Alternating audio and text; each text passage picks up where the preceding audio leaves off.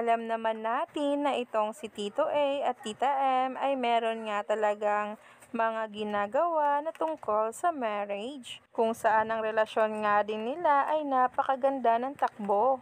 Kaya naman si Donnie ay talagang siya ang ginagawang role model, kung saan nga ay looking forward sa magandang relationship din pag kinasal na. Pero aga-atensyon nga sa social media ang panibagong post ni Donnie, kung saan ay meron nga raw ibig sabihin. At ito nga yun guys, kung saan ay talaga nga namang kumukuha nga talaga si Donnie Pangilinan ng inspirasyon, at syempre looking forward nga rin sa magandang relasyon na magkakaroon sila ni Belle in the future.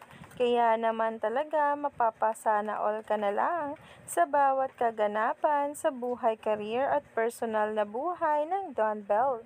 Lalo pa nga't open na nga sila sa publiko ang bawat ginagawa, ang kaswitan sa isa't isa.